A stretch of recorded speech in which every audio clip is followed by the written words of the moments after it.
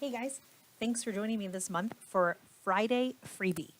This is where we dedicate 15 minutes on the last Friday of the month to end it strong.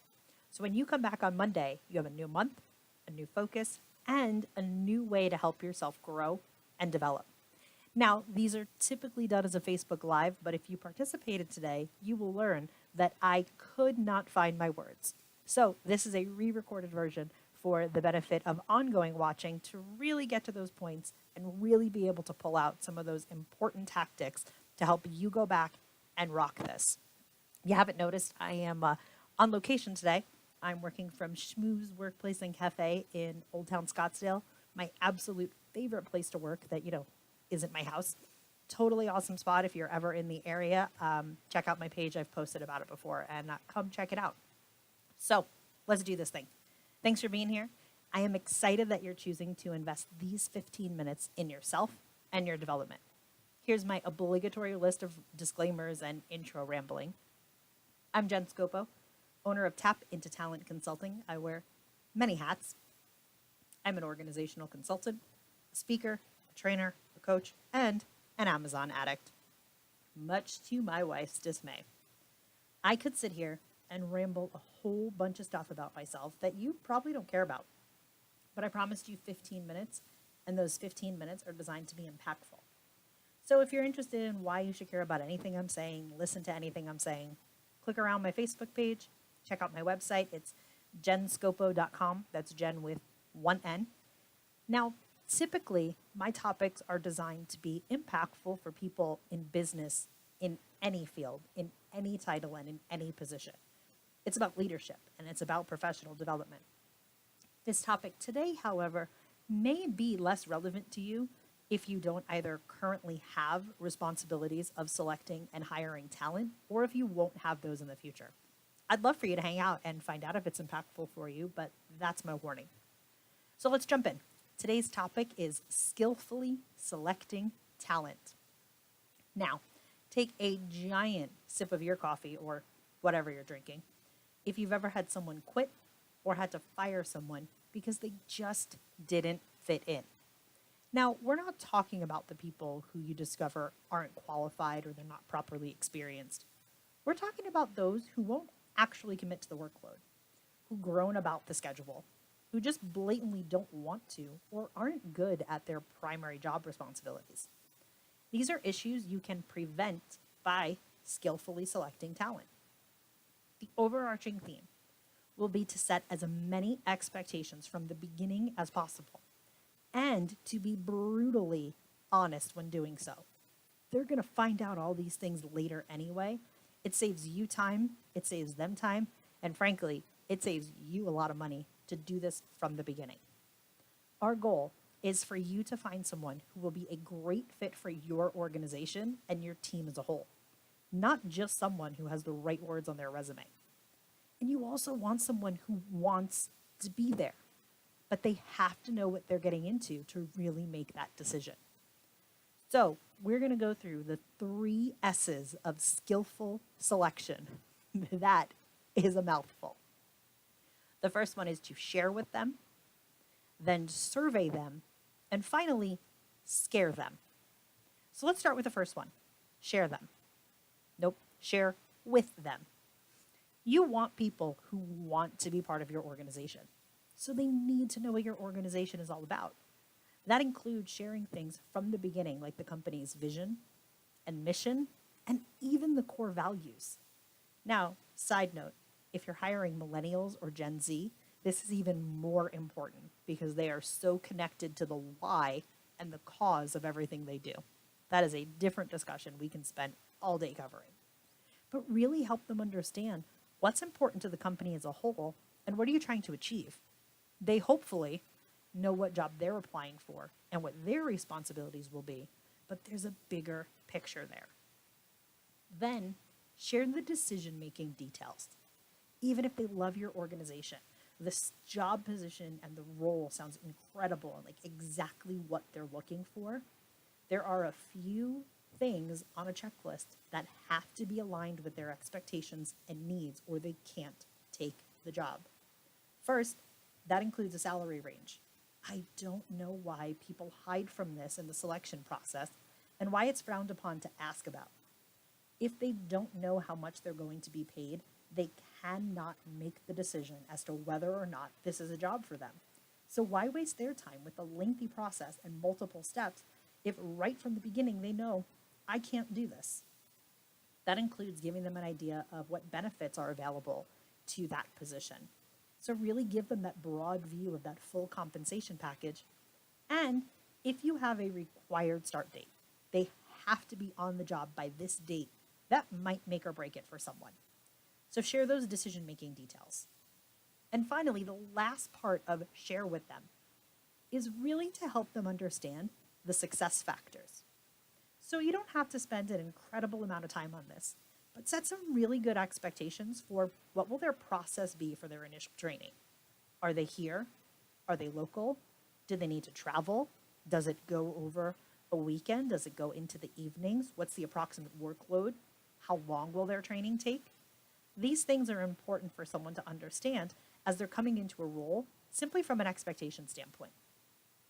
Also share with them how success is measured and how that will be shared with them on the job. It just gives them a better idea of, regardless of their expertise, their experience, their education, of, am I really qualified for this? Do I really think I can meet those expectations? And does this seem to be an environment that assesses performance in a way that's going to actually help me grow and succeed and is really going to suit me? And if you can, also give them some characteristics of the most successful employees. No one is a harder critic of themselves than themselves. That wasn't a good sentence. You know what I mean? So if you start listing off characteristics that they know they don't possess, that may deter them from moving down the line. And you want to deter them if they're not a good fit. They're probably going to come to that conclusion before you if some of these important things really aren't there. So share that foundation of who the company is, those decision-making details, and those success factors. S, number 2, survey them. Job experience, important. Education, important. Who a person is, however, even more important. So scroll through that most recent stack of resumes you've received. You should see a lot of commonalities in that job experience, prior knowledge. But the words on that screen don't tell you anything about who that person really is and how they can actually perform in the moment. Even if you don't work in a modern corporate culture that is really rooted in camaraderie, interpersonal connections, there is still a personality that fits best in your culture. So if the job for which you're hiring requires any sort of people skills, there are a lot of factors to measure that can't be assessed on paper. So find a way to incorporate a talent survey and a hands-on opportunity into your selection process. Now, this doesn't mean an actual formal assessment, though, side note, I am a huge advocate of the impact of a personality inventory on the hiring process. But what I mean in this instance is find a way to test their skills in real time so you can assess their talents, not just their intellectual know-how. At the end of the day, I can teach anyone the right words to say when interacting with a customer. I can teach anyone the right click path to get through some software. I cannot teach someone to be a natural communicator. I can't teach them how to effectively analyze a situation or think on a higher level. I can certainly provide tools and strategies to put them on the right path, but if they don't have the innate talent to do it, they will never be an expert. So don't hire someone completely unqualified, but build in steps to really identify their strengths and let that weigh heavily on your decision. That was number 2, survey them. Moving on to our third and final S is to scare them. Yes, scare, like Halloween, scare. Give them the good, give them the bad, and give them the really ugly sides of the job. No job is perfect. No job is all sunshine and smiles. They know that. They need to know exactly how ugly it can get so they can decide if they can handle it. Because eventually, it's going to get that ugly. And in that moment, they're actually going to be able to recognize it, push through, because they're that committed to the job, they love the organization. They're going to hit a point of burnout, which is going to significantly decrease productivity. They're going to become toxic and really ruin the environment, or you're going to have to fire them if they haven't quit already. So really drill down the ugly. Here's my best example. I was the director of training for an international franchise for 8 years. That means I spent a lot of time hiring trainers, taking them through my very lengthy, detailed, amazingly effective selection process. That job requires up to 50% of their time traveling. That means when the year rolls itself out, they will have spent half their time on the road out of town. My objective is to scare the life out of them as to what that can actually look like on that very first phone call. And I give them the very real example that when I was a trainer, there were 4 times where over the course of 16 weeks, I went on 13 trips. That is not an exaggeration. They also have to know that there are times where it'll be 2 months before you see the inside of an airport. Over the course of the year, it's about 50%. But when you're on the road, you still have deadlines, you still have meetings to participate in, and you still have other responsibilities that you are required to meet. If that scares them on the phone, they are never going to make it in real time. They're never going to be successful on the road. They will always be burnt out, stressed out, adding negative emotion to the environment. And that is the opposite of what I need and want on my team. There are plenty of people that when I share that, they're jazzed about it. They can't wait to get on the road and to travel and to go all over the place. And they love that part of the job. That's who I need. But I need to take them through that and scare the life out of them about it because I have nothing to lose. I only have an opportunity to gain by them weeding themselves out and me not having to do it. So whatever the ugliest part of the job is, figure it out and scare the life out of them about it. You will find those people who are still excited about the work. That's who you want. So our 3 S's: share with them, survey them, and scare them. I know these things work. I didn't talk about myself a lot in the beginning.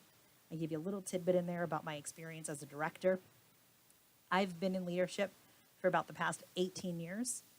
I have a master's degree in industrial organizational psychology. Real thing, promise, if you don't know what it is. It takes business, it takes psychology, and people, pulls them together. That means selection. That's my spot. That's what Tap Into Talent, my consulting company, is all about, is figuring out who's the best at what they do and put them in a position that suits it. These things work. Go try them out. See what happens. And whether it's working, not working, let me know. Send me a message. Send me an email. And really keep me posted on what's working. If you have questions if something's not working or you just can't find the right way to do it, let me know. This isn't going to be like a sales conversation, ooh, become my client. It's going to be a brainstorming session because I love working with people and helping them figure out the best way to approach a problem and the way that makes it work for them, not just the general approach on the strategy. Now, if you do have ideas of how we can formally collaborate ongoing, sweet. Again, I'm an organizational consultant, a keynote speaker, a trainer, and a coach. You can check out the services tab on my Facebook page. Go to my website. Again, that's jenscopo.com, Jen with 1 N. And we can talk about that too. So thanks again for joining me, guys. Have a great rest of your Friday or whatever day you're watching this. If you're doing this on Friday freebie, have a rock star of a Monday. And since it's November, have a fabulous holiday season. Hope you're ready off to a great start. I am skipping the December Friday freebie, so I'll see you guys back again in January.